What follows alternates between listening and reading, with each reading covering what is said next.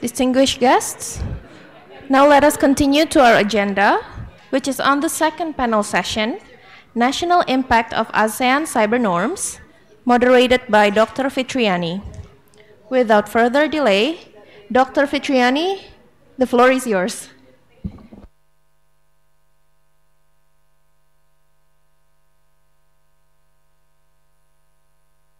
Good morning. You see me again. I hope you have sufficient time to get some refreshment. I was quite overwhelmed because we didn't expect people care so much about cybersecurity, especially in the regional ASEAN level. But I'm so pleasantly surprised that today we have almost over 100 people coming here. And I was just also surprised that there are actually 300 people registered through Eventbrite. Of course, through if any one of you have actually made event registration through Eventbrite, you know that there is a lot, quite a lot of duplication of names because people actually don't know how to register online. But like that's a side.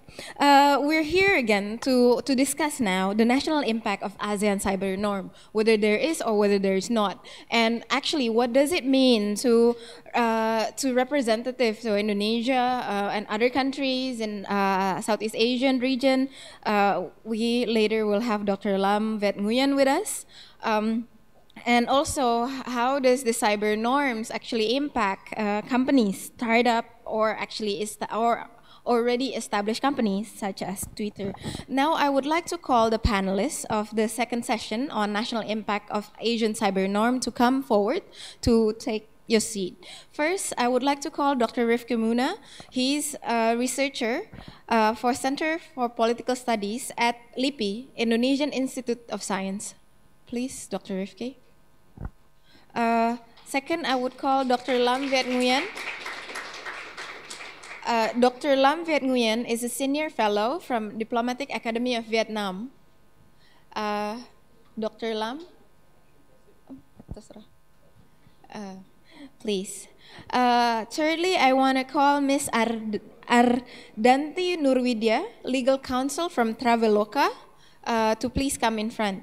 Traveloka is a regional Indonesian startup that actually have reached a regional services, and we will hear on how this Traveloka actually doing business in Indonesia and also the region. Please, it's free sitting. Last but not least.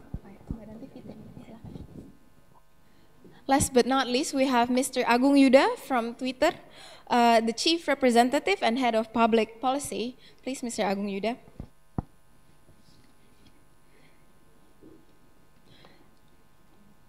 So, I want to share with the panelists that we have around 10 to 15 minutes for each panelist to actually convey what they perspective or what they imagine when you hear about Asian cyber norms, and how does it impact to the country, to your country, and also to your businesses, perhaps, or perhaps a particular issue in pertaining on the cyber norms. For the first opportunities, I would like to call Mr. Rifki Muna, Dr. Rifki Muna, to give presentation.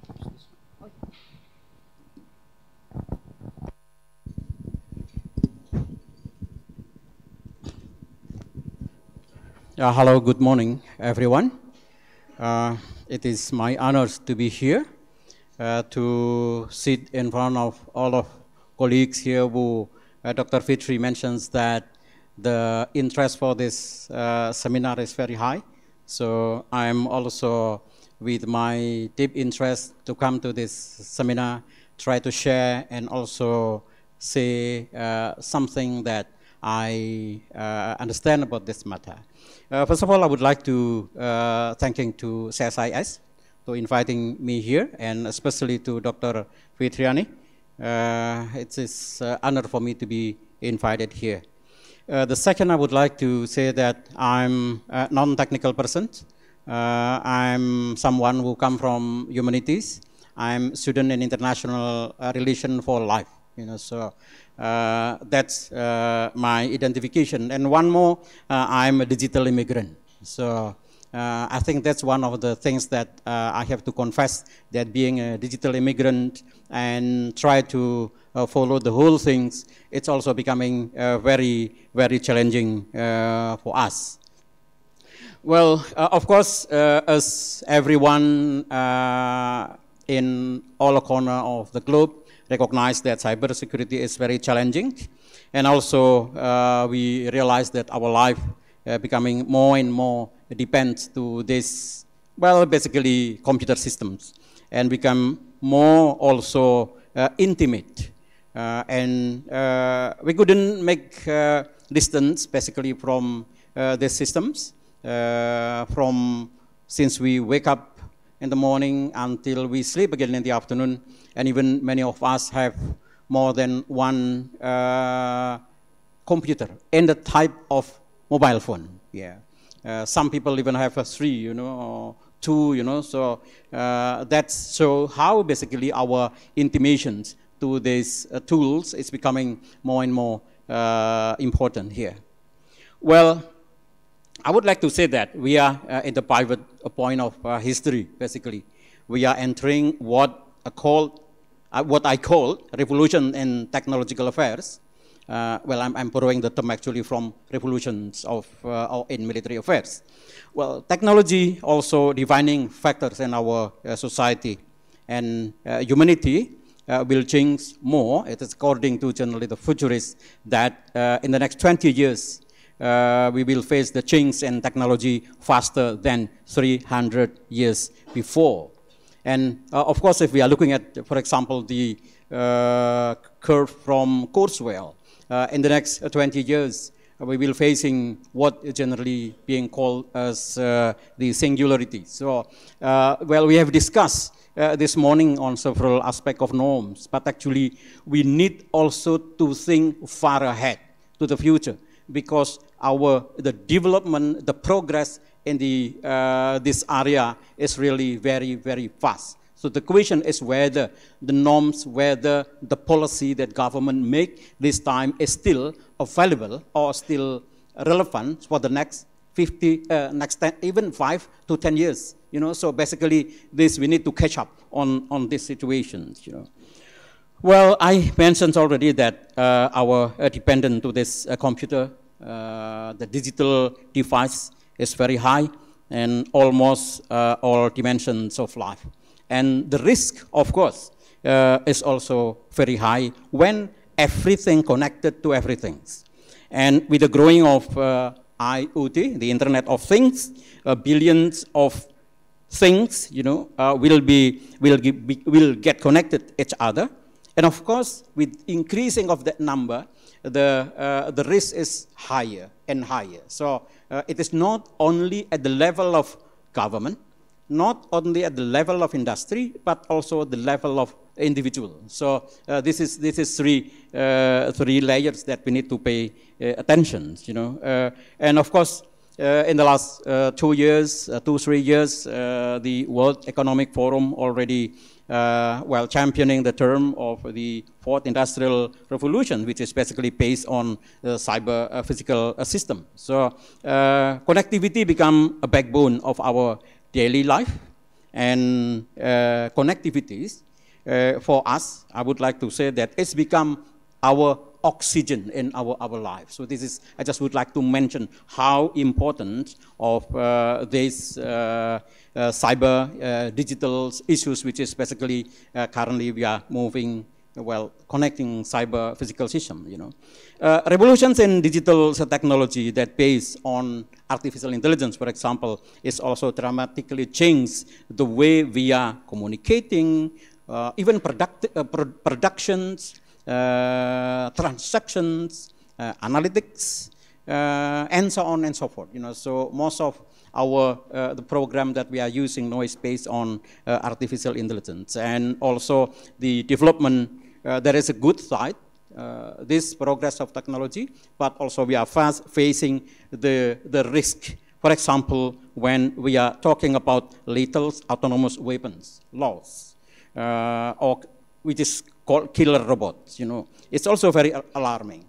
As far as I understood, since ASEAN, we are talking about norms, which is discussed seriously in this morning. In principle,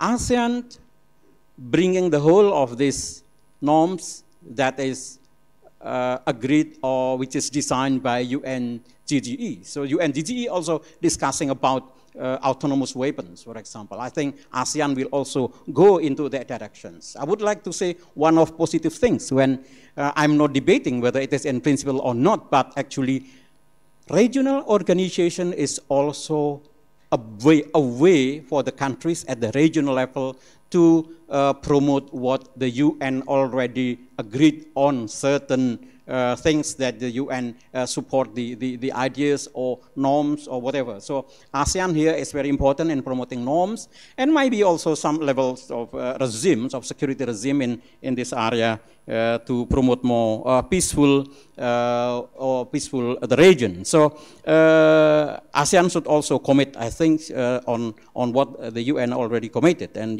UN also still debating on some of the issues like autonomous weapons. The whole of activities in a cyberspace has created exponentially a huge data, and that useful for data analytics. But there is also some other downside, especially when we are talking about the facial the big data that based on facial recognition that effectively being used not only to validate transactions, but also to, to follow any activities of a member of citizens. If we read in the newspaper that China also start to make a rank of their citizens based on their behavior, which is using that facial recognition and different kind of information. So it's very challenging, very scary when we are talking about democracy and the civil right, for example. So this is some things that we are facing here in ASEAN that will, of course, we couldn't escape from the global norms, the global directions of technologies, but also at our local levels. And I would like also to add that with this growing of, I call it super complexity, because cyber is multifaceted, and the question is, can we guarantee the security, And of course, the guarantee of security is always very limited. There is no such 100% security. But of course, initiative to promote that will always be useful. And my next point is about the internalizations of norms with the case of Indonesia. When we commit to certain norm, is it because it is a process of internalization of norms that ASEAN have, which following the UN norms, or it is voluntarily based on the needs that because we have to move into that direction? I do think that, of course, since we are working together in ASEAN, of course, every country will move into that directions. But I would like to say that basically the state or its country consciousness on the cyber issues will drive more rather than the existing norms. Because Indonesia, for example, we know the risk, we know the challenges, and then we are prepared for it. For example, the Indonesian government in the last few years has tried to bring the norms into strategic policy levels. We have already the national cyber crypto agencies. We have also actually even earlier, the cyber law, which despite a lot of criticism, but we have it. And interagencies cooperation on cyber management is already established. And interestingly, from the military point of view, the Ministry of Defense also have the guideline for cyber defense, which is, the guideline is very much comprehensive. So actually what we have discussed in the norms, the guideline also already written, and this guideline by that was released by Minister of Defense. It was published in 2014. You know, so well, relatively earlier than when the norms of UNGGE being proposed. So I would like to say that there are some initial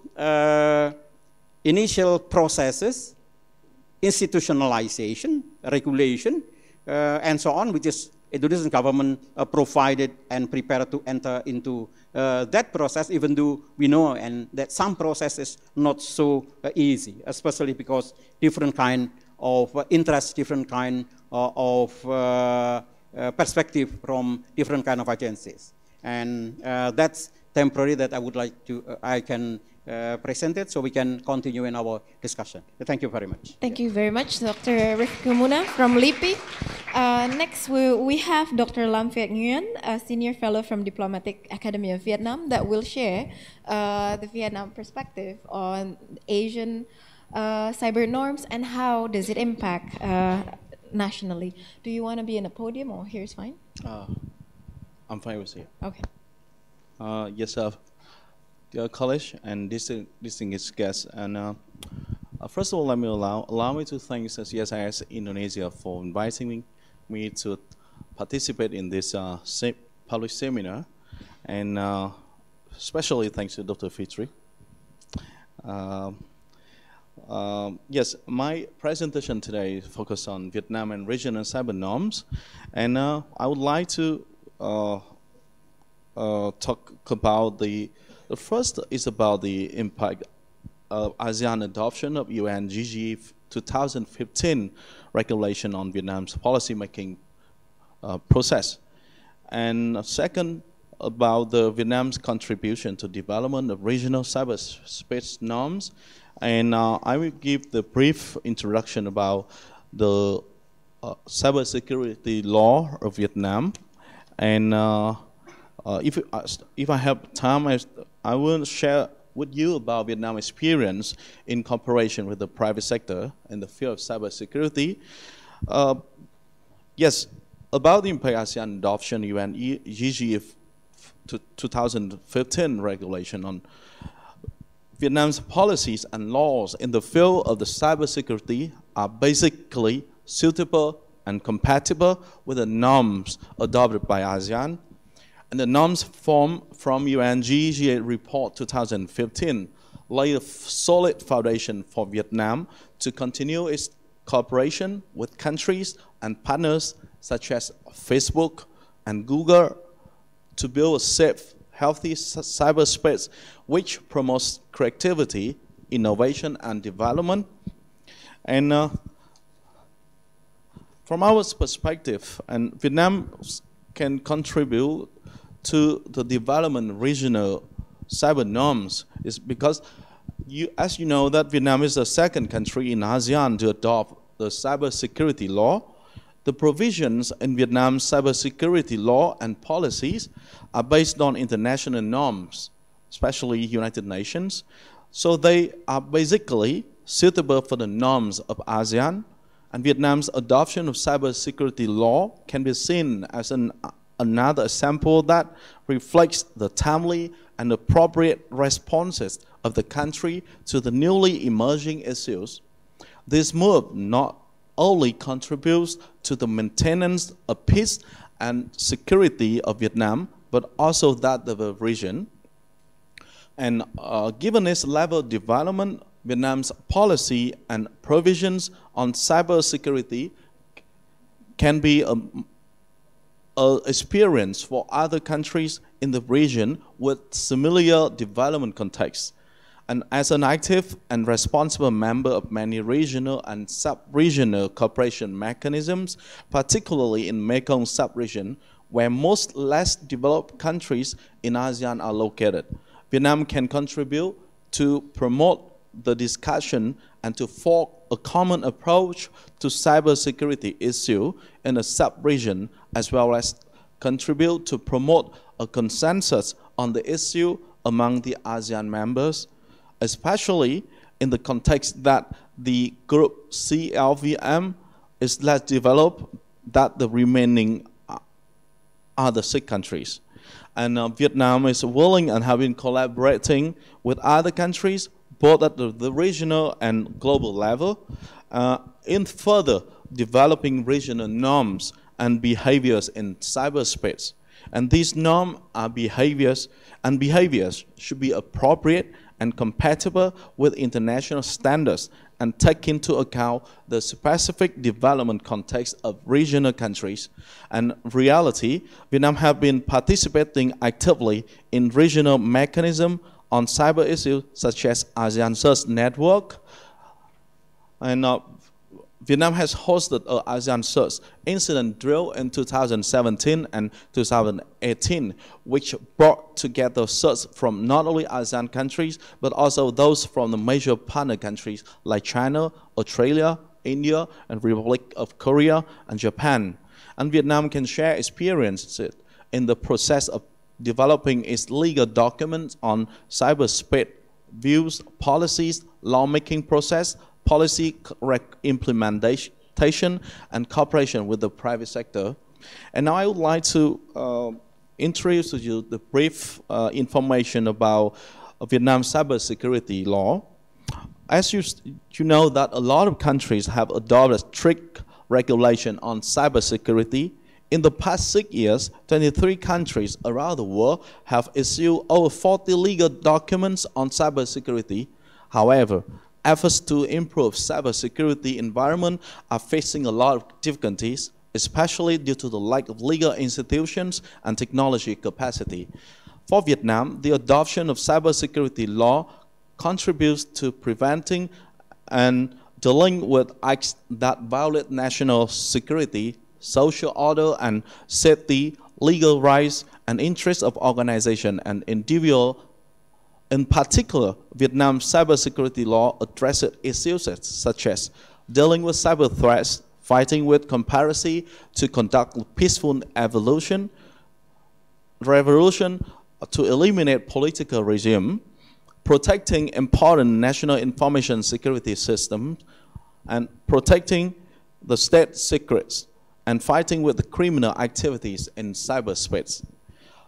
The World Trade Organization and CPTPP and EVFTA agreements all provide exceptions for national security purposes, so is it necessary to require foreign enterprises to set up branches or representative office and to store data in Vietnam in order that they can cooperate with Vietnamese authority for the purpose of protecting national security.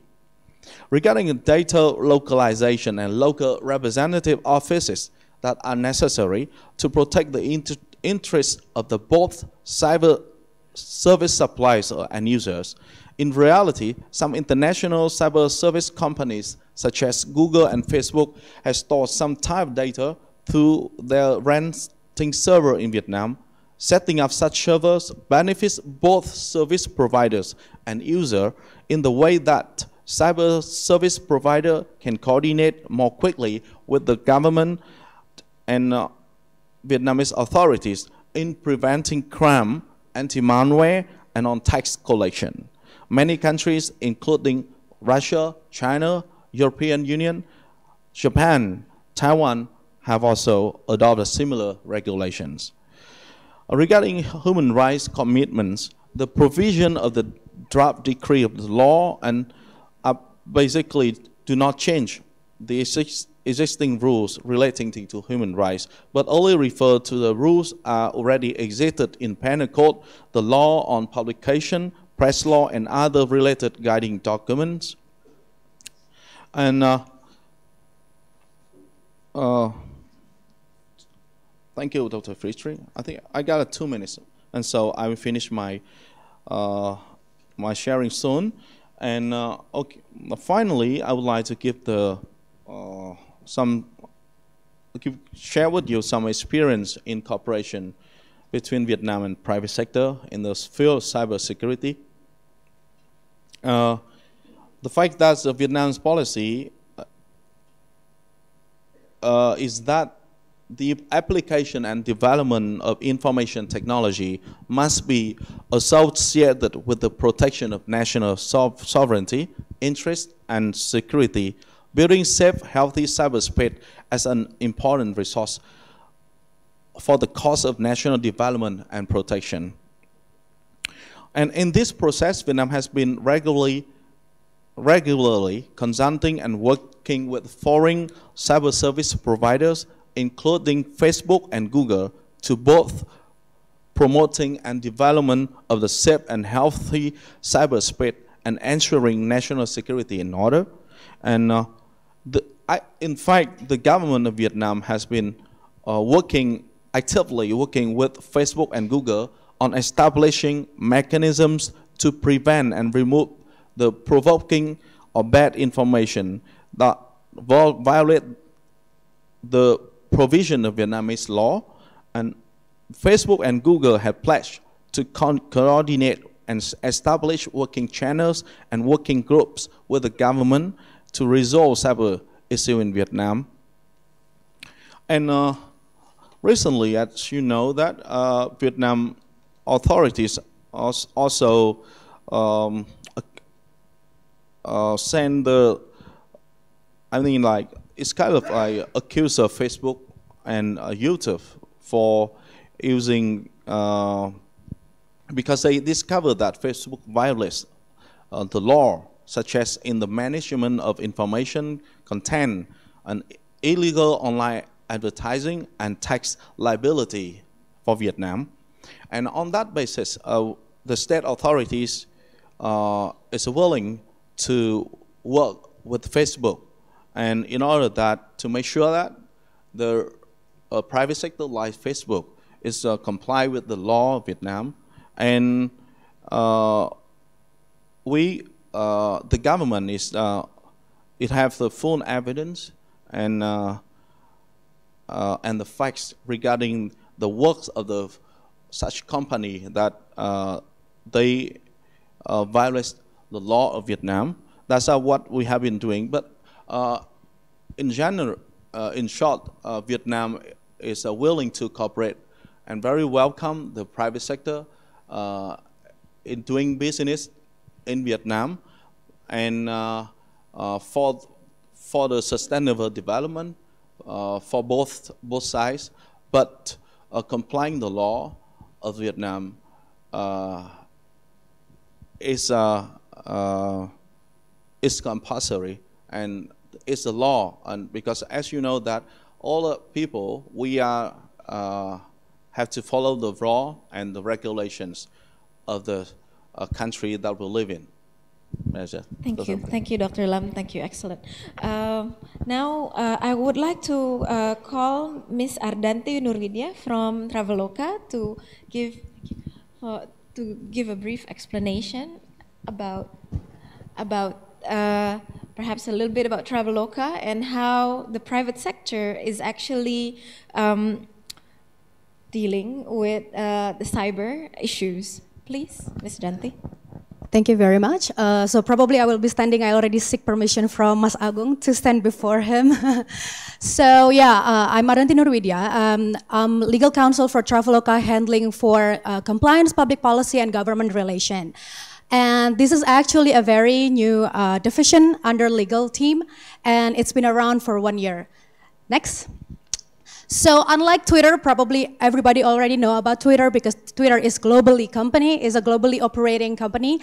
But Traveloka is a new company in the regional ecosystem. So Traveloka is the leading Southeast Asia online travel company that provides a wide range of travel and lifestyle needs in one platform. Next. So this is a very brief history about our company. Our company was founded in 2012, and it was founded by all Indonesian founders. And in April 2012, we got a funding for our first funding from East Ventures. In 2013, we expand our business into providing the booking, payment, and system loans. So previously in 2012, Traveloka was a meta search company. It is very similar to Skyscanner when you book a ticket or a hotel, it will be led to another website. But now we're doing it in our own platform, so we also provide the booking system, we also provide the payment system through our platform. And thankfully in 2013, we got another funding from the Global Founders Capital, and we expand in 2014 by providing our first hotel bookings. And Traveloka in 2015, we go to another country. We expanded to most of the major Southeast Asian countries. And we expanded to Thailand, Malaysia, Singapore, Vietnam, Philippines, with providing the same service. And 2017, we expanded our products by providing the train tickets. Now we also have bus tickets. We also have car rentals and so on and so forth. In 2017, we also got our biggest fundraising, which is in the amount of $500 million from most of the prominent OTA in the world, which one of them is Expedia. And we are already downloaded for more than 40 million users by now. So Traveloka is mainly in Indonesia. Our biggest market is in Indonesia, but we also have another market in other countries. Next. So this is our map.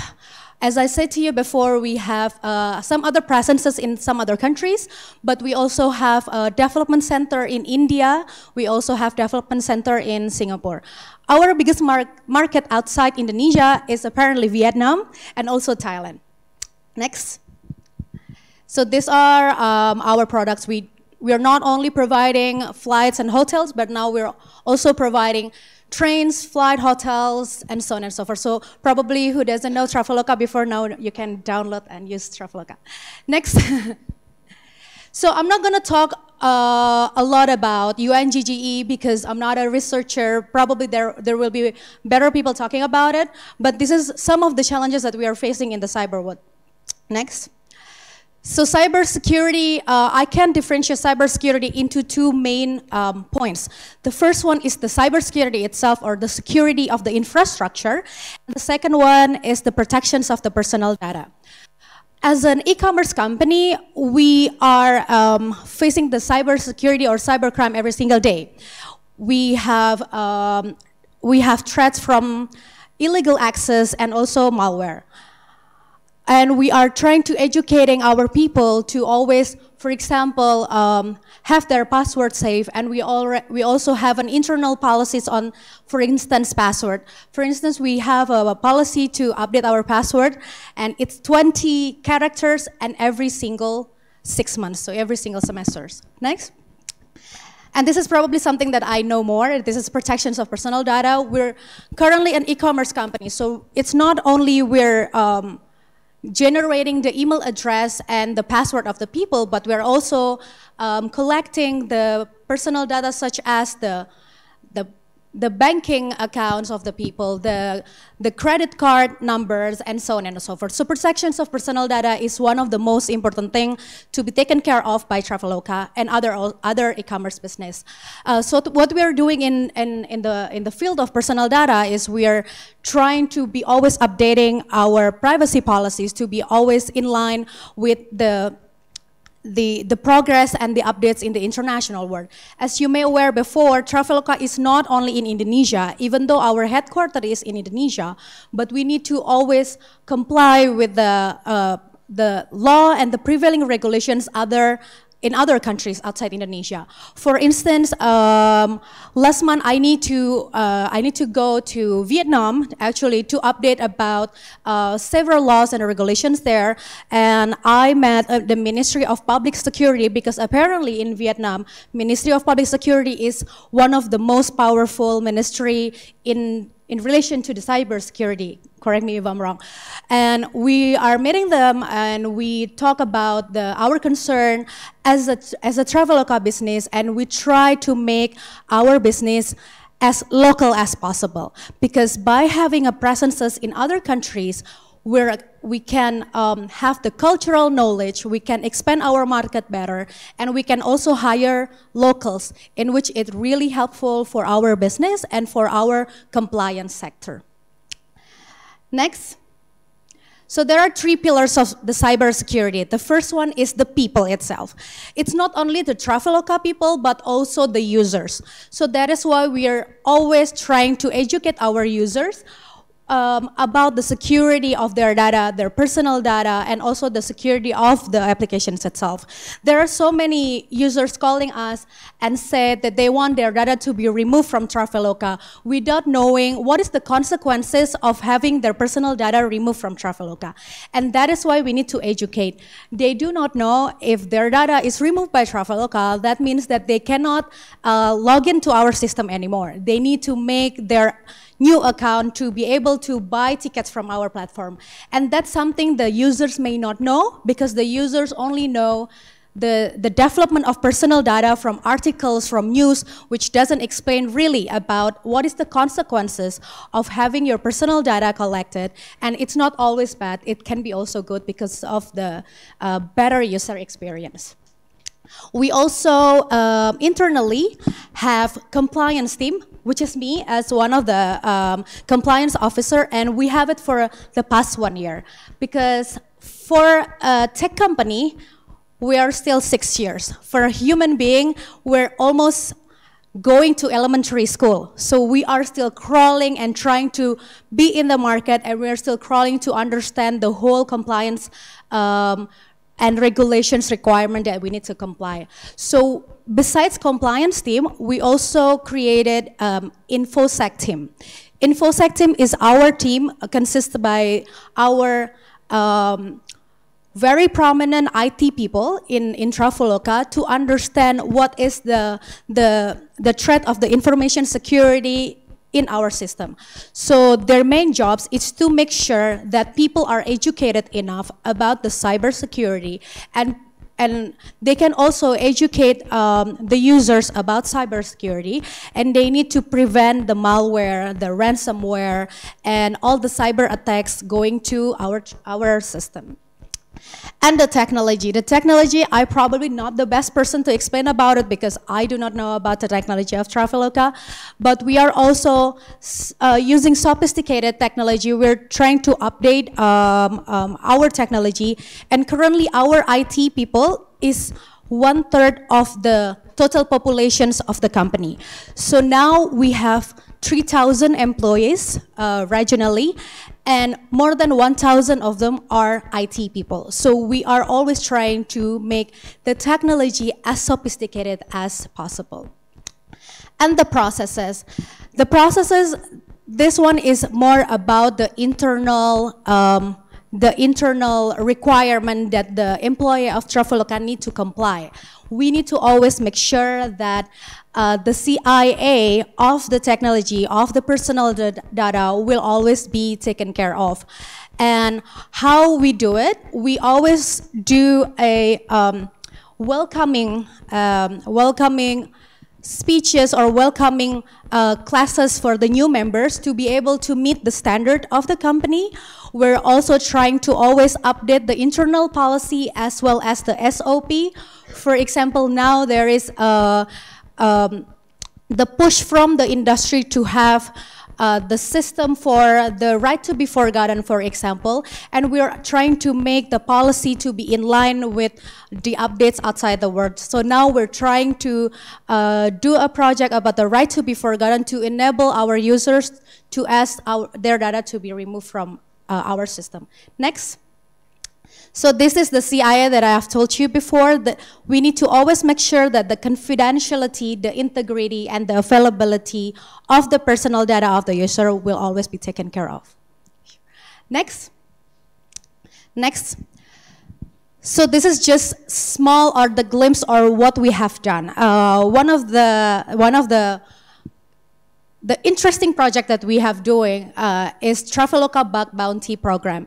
So here we invite all the IT or all the technicians outside Traveloka company to join a program. So if they can attack the system or they can see the loophole of the security of the system, they can come to Traveloka, say what they have found in Traveloka, and they will be rewarded.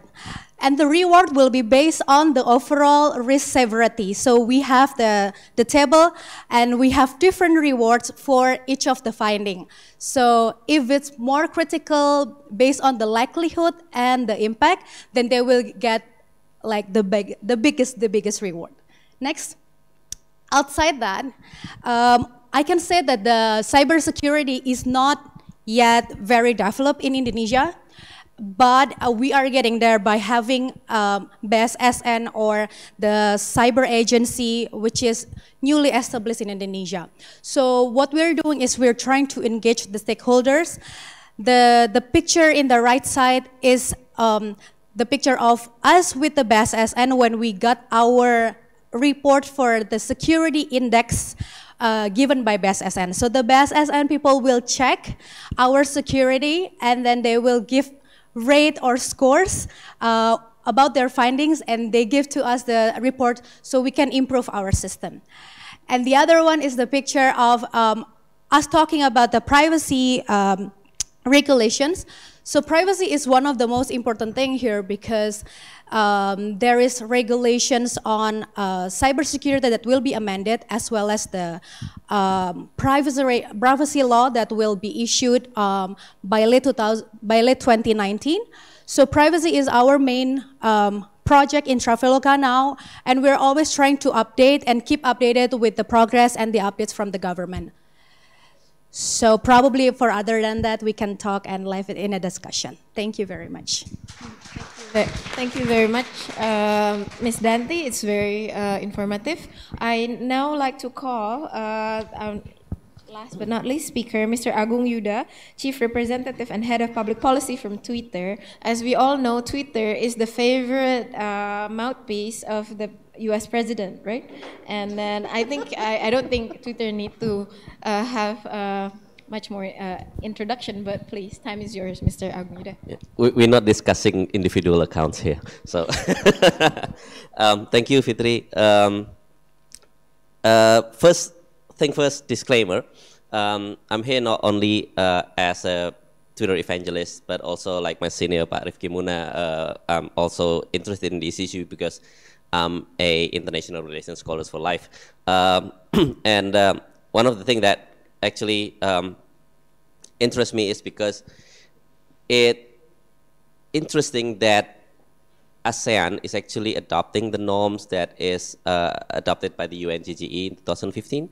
And it's a bold step by the ASEAN community, because as far as I know, correct me if I'm wrong, during the talk and discussions towards the UNGGE norms adoptions, it was very small number, or even a very small involvement of the ASEAN countries in the process. And also, next we're talking about the level of the democracy, also talking about the infrastructure, so that's another challenges. But when we talk about what is the impact of the norms to the business society, well, when it's adopted in 2015 globally by the UNGGE, there is no negative response from the businesses as far as I remember. So that means that the norms is okay. And usually when it's still in form of norms or principle, it's usually always okay. Most of the times, it's always most of the time it's okay, it's good, but sometimes it can be a different story when it already, as Pa Rifki mentioned before, when it's being internalized in the process of, for example, when it's interpreted as a state policy, or when it's even go further and enforce as regulations in a certain area. So that's when there's a different interpretations. There's like for example there is a issue of censorship versus freedom of expression, for example, maybe in one of the area, one of the states. There's an issue of privacy versus state security. There's a lot of, there's always be a very interesting discussions when it comes to that stage. And by ASEAN adopting this, and as far as I know, considering the ASEAN countries' common behavior, usually when they adopt something, they will translate it or internalize it into something that is supposedly can be practiced or can be exercised in the respected countries. I'm expecting a very more even fruitful discussions ahead. Okay, enough with the intros. So people knows Twitter. We are very popular indeed, yes, but actually thank you for the overestimate of our platform, because in Indonesia we didn't even make it big 5 of user base as a social media platform, if you consider that. We're not even big 5. We just like Manchester United. We're very popular, but not even make it to the big 5 at the moment. Sorry for the Manchester United fans out there.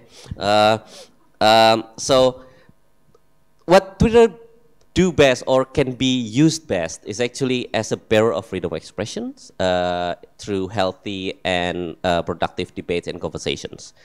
But of course, as also another platform, there is always people or users that misuse it.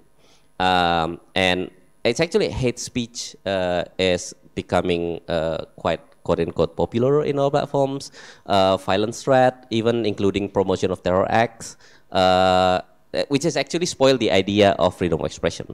And the other is something that is more technical, which is like unauthorized bots, either that marketing or political. If it's actually hogging the system, and it's actually ruin our delivery to the our service delivery to our users. So in addition to that, also there is another challenge for us, which probably didn't bear by the other platform, which is one is the misuse of anonymity. We actually still cater for anonymity for freedom of expressions, but people use anonymity, or some users use anonymity to actually attack other people and hide behind the anonymity for a bad intentions. That's affecting conversation health in our platforms. Echo chamber or filter bubble, there's also another challenge that we're still trying to curb or address because that impacting the quality of information that being delivered to all users. While Twitter as a source of live and distributive informations, that is actually affecting us in that way. So again, back to the norms. If the norms cannot help us address that, that would be awesome. But generally, when we come to a challenge either in global area or in specific area, as a private company and also a tech-based company, we have generally a 3 main approach. One, we usually then adjust and make a clearer policies and technological detection of the accounts. Second approach is we try to contribute in civil society capacity building, especially in building and developing a positive and alternative narratives to the problem. Third is international partnerships and of course government engagements. Let's break that down one by one. Okay, technology approach. We currently working on exercising preemptive account detections and removal. We're working on the issue that is less political, and we believe that it is a problem of all humankind, which is malicious bots and also terrorism, because everybody hate terrorism. Why not hate speech? Why not political slanders or slurs? Well, because there is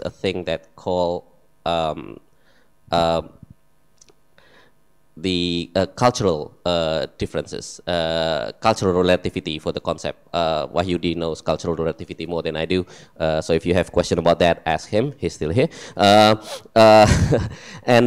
So we now try to aggressively remove accounts that engage in spammy behavior and also engage in terrorism or connected to terrorism by detection of our technology.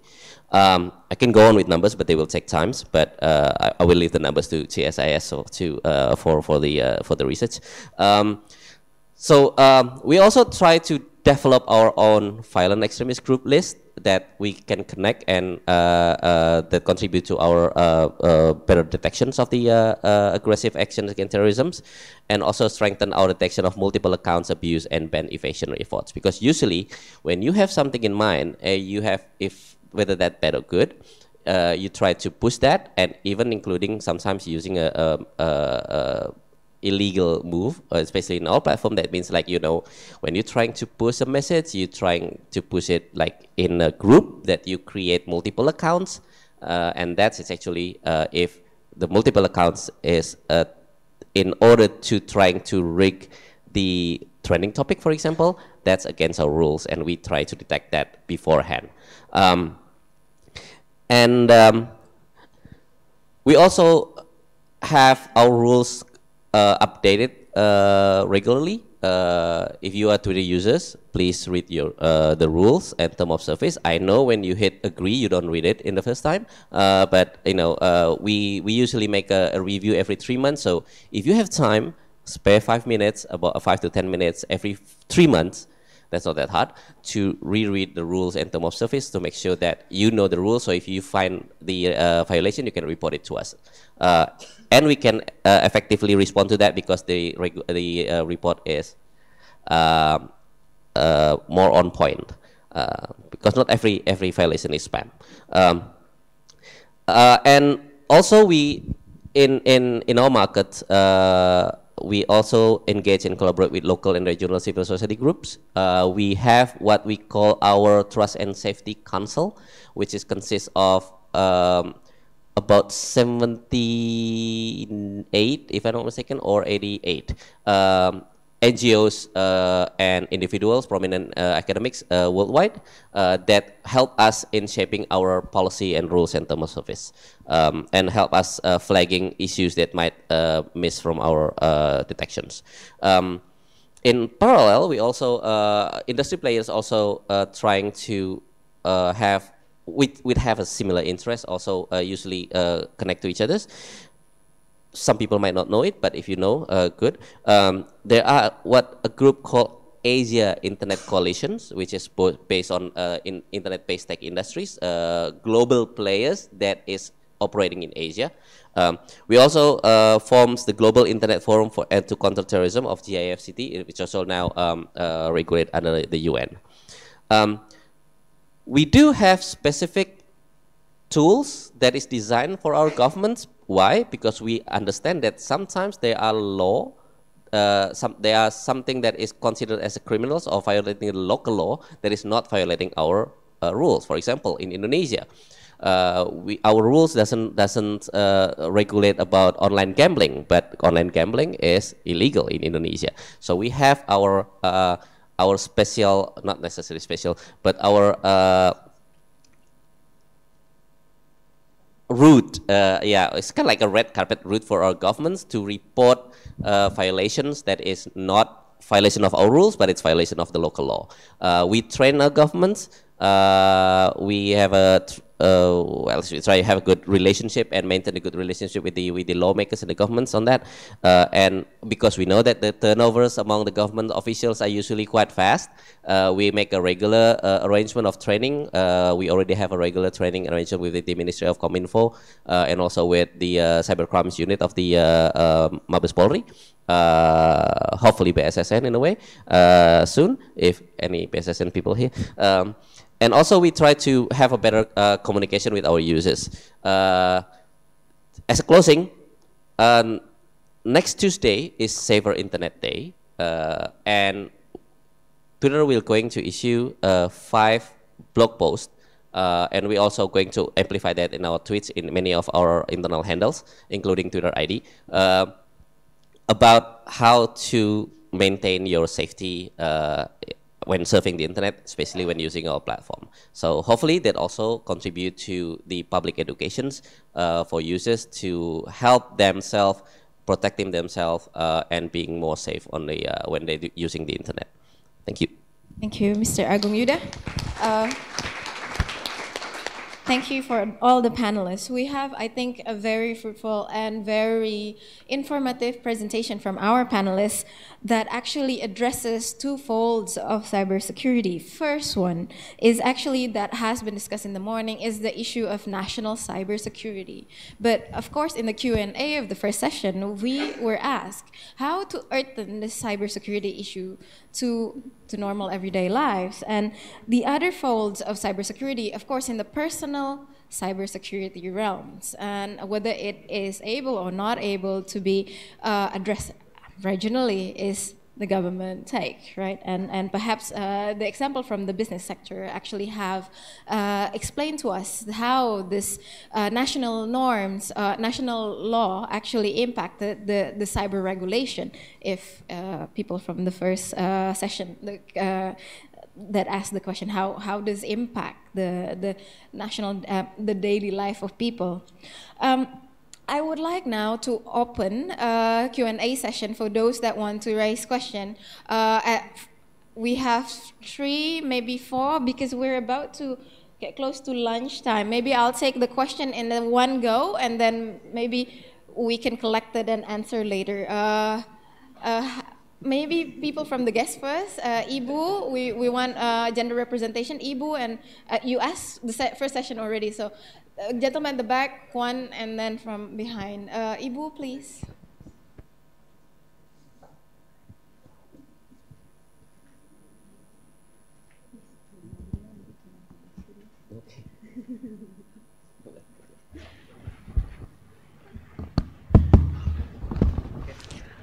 Thank you for the opportunity, ma'am. My name is Puji Asuti from Indonesian Ministry of Defense.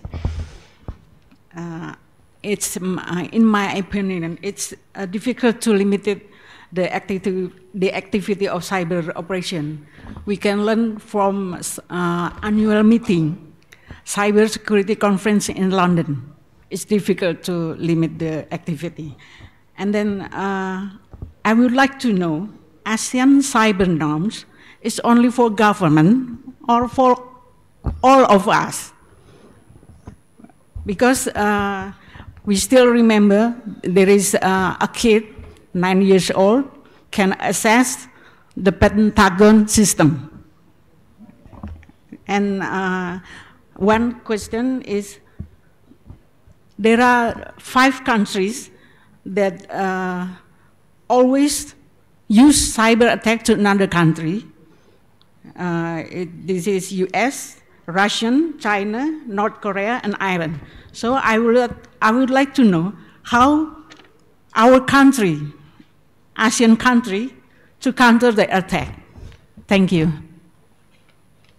Thank you, Ibu Puji, for a difficult question, which I believe Dr. Rifki would be very competent to answer, and perhaps our colleague from Vietnam, perhaps, or maybe others would like to answer. Next, the gentleman from the guest, sir, with the jacket, please. Good afternoon, my name is Lawrence. I'm with U.S. Mission ASEAN. Thank you very much for the wonderful presentation today.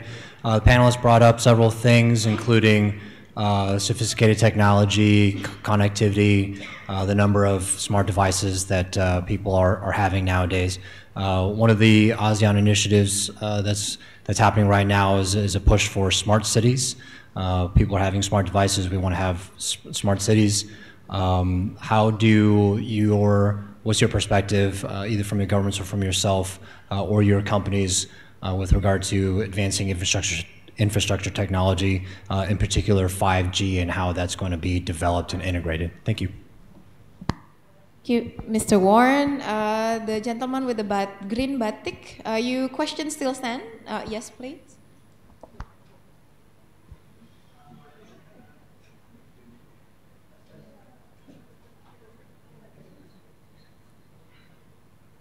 My name is Jenvi Lutfiananta. I was consulting in research institute in Indonesia, WPWT. I think the ASEAN must be act the security of big data. Like example, my country, I have a project in Timor-Leste for the develop e-identification integration we have done, but in Indonesia file is we use the sensor from the Taiwan, Indonesia they use Biomorph, the collaboration US and Israel, I know that. So cause the regulation, the security data and very important.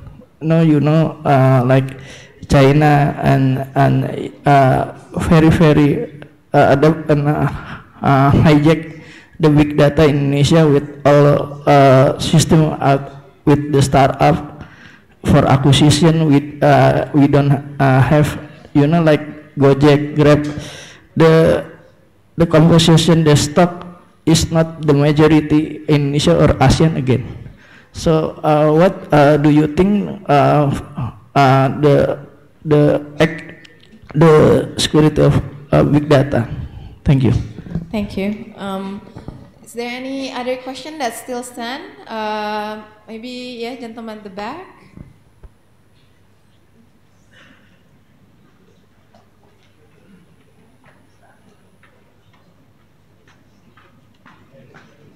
Hello, good morning all. My name is Christian from CSIS, and thank you for your Manchester United joke, Mr. Agung Yuda, but we are currently winning. So, yeah.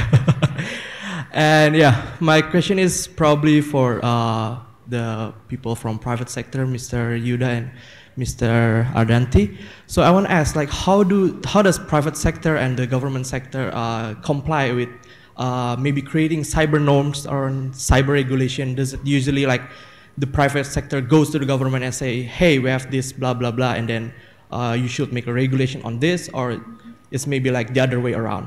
And maybe in that sense, if it's like that, so private sector is probably having more capability on creating cyber norms and regulations in the country. So in that case, maybe for the public sector, so in that case, probably I would suggest that private sector should be probably more active in creating cyber regulation, not only for their own work, but probably for the development of country as well.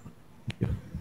Thank you for the input. So that's not a question, but an input. Maybe how the private sector can actually lead or give suggestions, just like Microsoft did, actually, in developing cyber norm. Yes, please. Last one.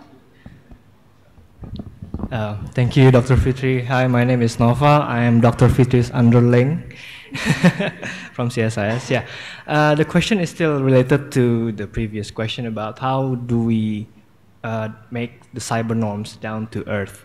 But I would like to elaborate an idea and hopefully further insights. So, if you want to develop an ASEAN cyber norms that is down to earth and in accordance with the ASEAN digital community, would it be possible to adopt some learning from China's newly unveiled social credit system?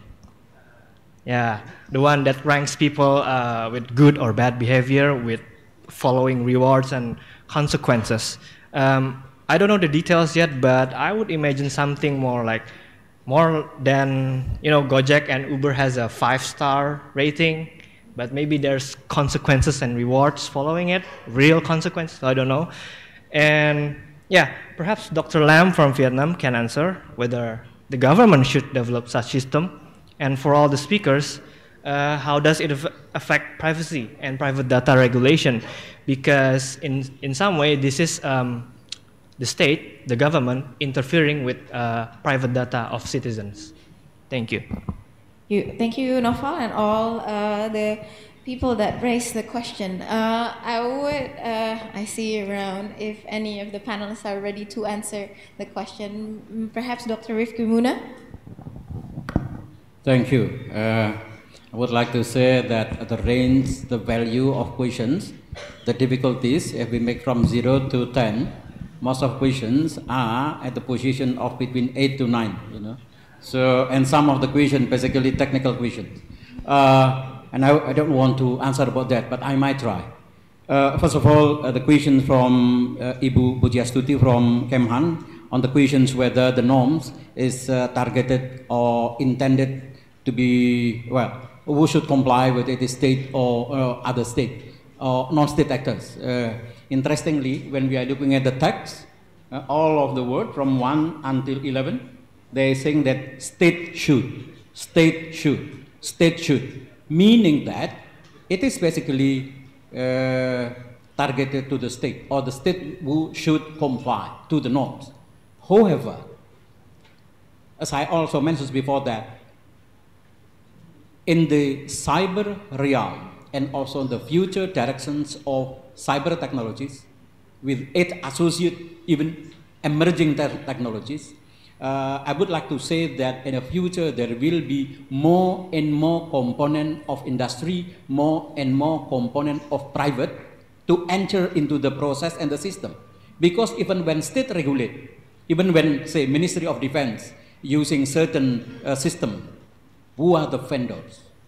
Maybe you use or we use the operating system from whatever, it's Microsoft or other companies, meaning that even it is government, with actual tools, the actual software is created by, or most of all the software created by private. So there will be we need a strong connection between state and private and also individuals to deal with this matter. So it is also obligation of the state, each state basically to incorporating the private into the process in promoting cybersecurity. The second question is how do we, well, basically to protect or to counter those attacks that mostly come from that state. I would like to say that the strength in cyber defense of each country, which is we consider weaker than those countries who committed for attack, is needed, meaning that we need to invest in technology, we need to invest more on the technological superiority and also strengthening our capability in algorithm, in programming, in artificial intelligence, so we can detect, we can prevent, and also we can react if such thing happens. So that's I'm trying to construct my brain into more technical answer. The issues on the smart cities. Well, smart cities will relate it very much on the issues of cybersecurity because when we are talking about safety and security of smart cities, of course, it will have more and more devices, more and more systems that being installed to include for surveillance. So there will be intersections between technology and people behavior. But I would like to say that smart city is not only device. Smart city is not only technologies. We need also smart people. It doesn't make sense if we have very smart gadget, whatever, but with dumb people, you know. So that's the important. And awareness on cybersecurity for individual is also very important. So that's very challenging. And I think still one point, the third question regarding the security of big data.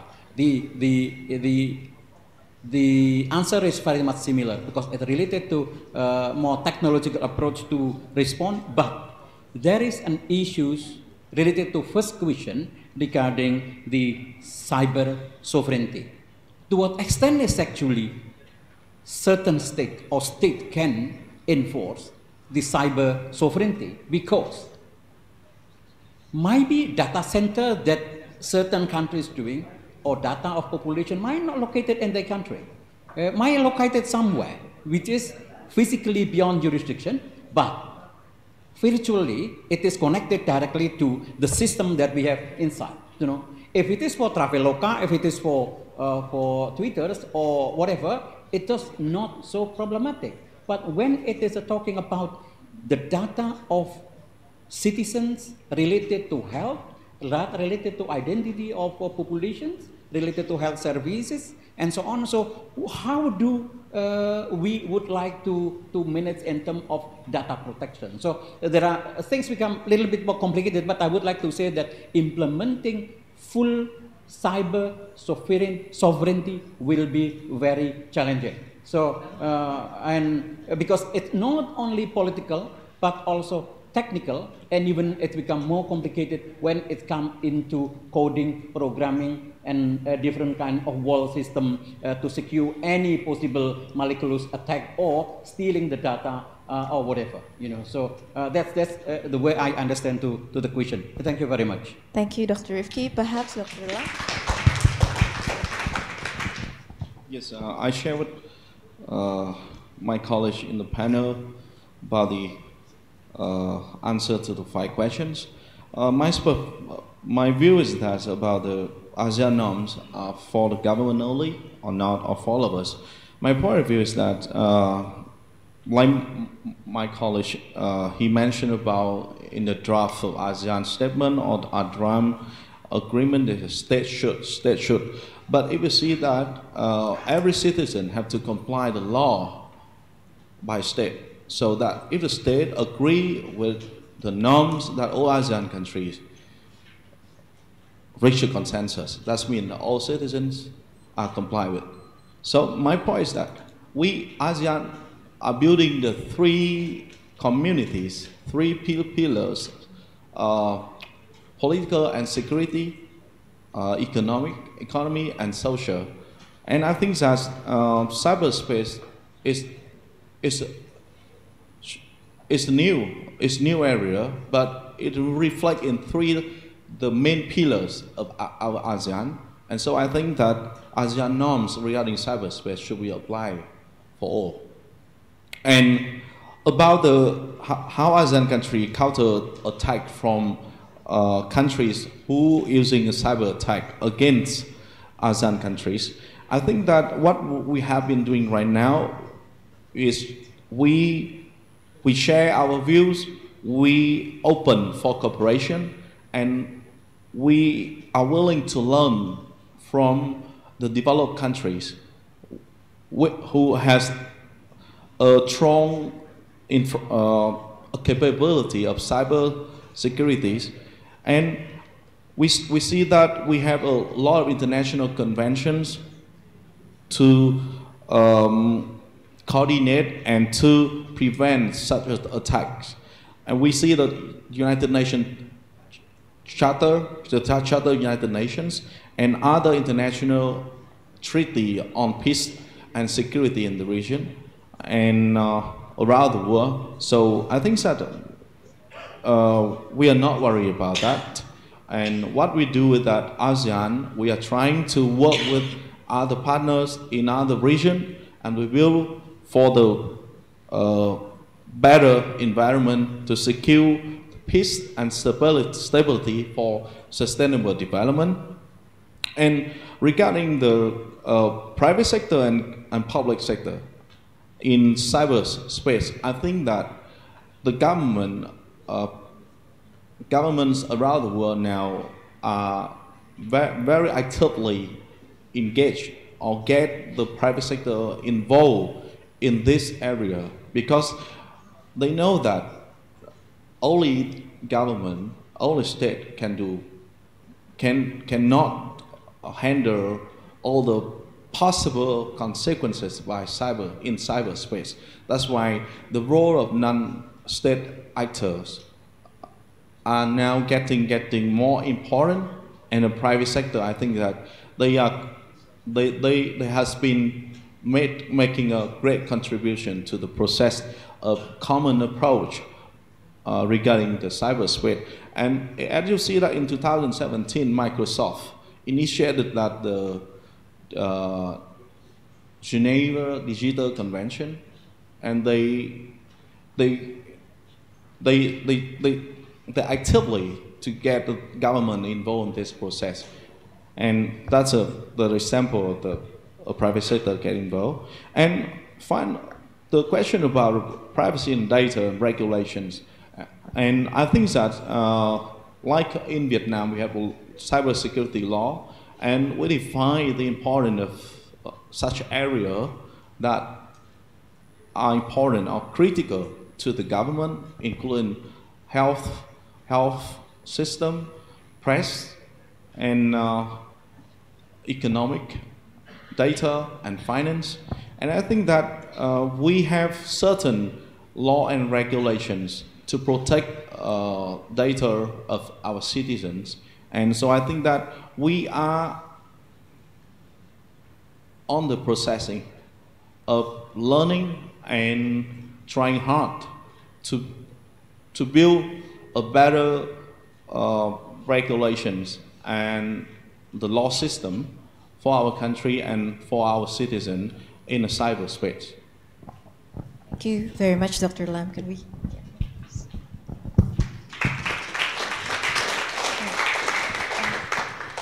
Next, perhaps I will offer the chance to Ms. Dante to answer question to private sector. It's a miss, it's not Mr. I will answer it very quick. I think ASEAN norms for government or for the people, I think for us as a private sector, it's more on the government because it's state should, as you may say. And as a legal counsel with a law firm background, I think for lawyers, if there is no risk or there is no sanctions, we will make it as the next priority because there are many compliance that we need to comply and so on and so forth, which containing risk, which are higher priority that we need to do. So that is why for me as a private sector, as a legal counsel for the private sector, whether it's for government or it's for us, the private sectors, as well as for the users, I think it's more on the government to initiate on how we should do it from the private sectors. And I also want to comment on the security of big data. As I may say, big data is a problem for everyone. It's in one side is very beneficial because from the big data we can do a lot of analysis and research, and then we can provide the better experience for the users. Now, if we, for example, if we log into Traveloka, for example, I do not need to put my number of the passport. I do not need to put my mom's names, for example, if I want to buy tickets for her. I don't need to put my friend's name if I want to buy tickets for them because it's already recorded in Traveloka.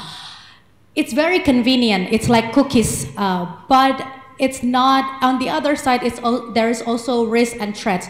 So that is why the education for the user is very important, whether or not they want to have a convenient experience in the app or they want to protect their privacy more. Because the balance is not only the considerations of the private companies, but it's also the considerations of the users, whether you want to sacrifice your privacy to have a better experience. And from the company side, we're also trying to always comply with the certifications because there are certifications outside which are required by law. For example, the PCI DSS, which is a certification for the payment system, because we're collecting your data for your credit card and so on and so forth. We're trying to comply with that because it's industrial required, even though there is no risk if we are not using it. So we're trying always to give you the protection by complying more on the security requirement in the industry. And next, how is the private and the public sector interact of making the norms? For us as Traveloka, we're also in several associations. Our main role is in the IDEA, which is the e-commerce associations, and we are very active in the association as well as in the government. So in the associations, we're keep updating the government on what's happening in the industry because the government sometimes do not know how the industry works. For example, there is a very big discussion on whether to localize the data center. For us, probably as the 6-year-old company, we have the power to do that and we have the financial resources to do that. But there are so many e-commerce business which are individually funded. and they would not have the capacity to make their data localized. And that's how we communicate to the government. We're trying to make the position paper and saying to the government, look, the industry is not only consist by Traveloka, Twitter, and all the big companies, but also there are so many small companies. So the government need to be balanced and need to be fair. And that's how we communicate with the government, as well as with the BSSN. For example, BSSN tried to communicate us and giving us the draft of regulation, the first ever regulation, and we can give comments and inputs to the government on how the regulations can really work. Because I think there are so many regulations in Indonesia. For example, the ITE, or the Electronic Information Security Regulations, which is very difficult to be applicable to the industry, because to do that, it's nearly very difficult or nonsense. And the next one, I think the last one, why not Indonesia make implementing rating? I think the answer will be, if you need to watch Black Mirror, the nosedive episode, I think that would be the bad side of having the rating, because if Uber has a bad rating, you're not gonna take them as the driver. But for human interaction, if you have a bad rating, probably I would not be your friend or business partner. So that is the answer. Thank you very much. Thank you, Ms. Danti. Thank you. Last but not least, a comment from Mas Black Agung. Mirror. Thank you. I think it's already almost all covered. Probably just like a couple of 2 cents. First, on the smart cities, how is the perspective on the infrastructures and such? Okay. We do actually invest in smart cities globally. So I can talk about this in a couple of hours. So just to give you some clue, you can search on it on Google and YouTube. Thames River flood control. Thames River in the UK flood control. Twitter have some investment on that. The Panama potholes, Panama tweeting potholes. We also have some investment on that. The New South Wales public transport in Australia is actually built based on the Twitter DM API. In Indonesia, we actually currently is in the process of piloting with the Central Java government with Twitter Kemala. Twitter Kemala, which is stand for Kelola Melantas Layanan, which actually for us it's from the name of the bird, Murai Kemala, because as the bird company, which with that bird, the fat bird, not the slim bird logo, we have to have our project all in bird's name. Okay, no, that's a joke. So which is that people can file an input or complaint to public services run by the government using Twitter with a certain hashtag that will be grabbed by the dashboard and then will be forwarded to the official or the desk that's supposed to be handling that right away, and they will get the number of the ticket. They can check the progress of the tickets to directly to the desk. Let's see whether that is successful or not in the upcoming couple of years. So we do interested in smart cities because what? More smart cities, more smart gadget means hopefully more users for us. More users for us means better business. As simple as that. And for the security of big data, I think Pak Rifki already stressing underlining that the exercising full data sovereignty will be very challenging with all the reasons. Pak Rifki forgot to mention 2 main reasons for Indonesia context, which is electricity and the fact that Indonesia is very natural disaster prone, and that's also actually more affecting the some of the options, technical options of data sovereignty and data localization in Indonesia before we're talking about coding, security, arrangement, and others. So these 2 is technical challenges, the biggest one. Okay. Christians, how government and private sectors comply with the cyber norms. The cyber norms is voluntary and non-binding. So we will comply, of course, but maybe not if that is have a positive impact, or at least no impact to the business. So if it's not have positive impact, good. No impact, fine. It's a good thing. It could have maybe good non-direct impact to us, like for example public relations. Why not? So it would be very depends on that, but that will be affecting the second suggestion on you, that the private sector should play more active roles in process of regulations or creating a norms. We would love to, but by invitation only. Why? Because it is the government's responsibility for lawmaking and creating regulations, because it will affect the whole citizens in the area. You pay taxes to the government to fund the governments. You don't pay taxes to fund private sectors. So we are not responsible to you. Would you like some entity that is not responsible to you to determine your fate? I wouldn't. So that's why we are happy to be involved if invited. We're happy to be. We would like to be involved if the regulations that is in discussion will affect our business in a way, whether that negative or positive. Yeah, and at the moment, I think all the players, industry players, is welcoming the fact that Indonesia, especially, is more open for discussions in the process of the regulations. Although sometimes that makes the regulation process more prolonged. Well, that's the price you have to pay anyway. And why I agree with on the Black Mirror, and also before that, before we do performance rating of anybody else, we have to agree on the KPI with that anybody else first, voluntarily, and then we talk about the performance rating and how to handle that or address that, and that cannot be, determined or cannot be exercised as a top-down policy unless if you are not a democracy country, right? If you're a democratic country, you cannot do that on a top-down level. Well, China, fortunately or unfortunately, is not part of the biggest democracy in the world, so they may be more suitable in exercising that.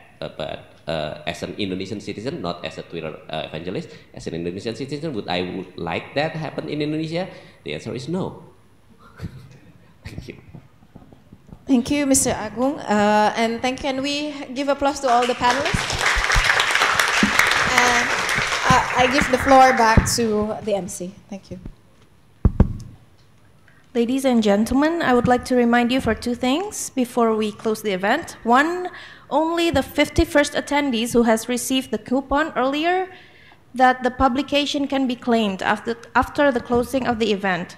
And second, I would like to remind that there is a closed invitation panel session only that will be held in the 5th floor after lunch. And we have finally come to the end of our event. And we now welcome you to have lunch outside this auditorium. On behalf of CSIS, I would like to give my deepest appreciation for your attendance. May what we learned during this public seminar today expands our knowledge further. Thank you, and see you at CSIS future events.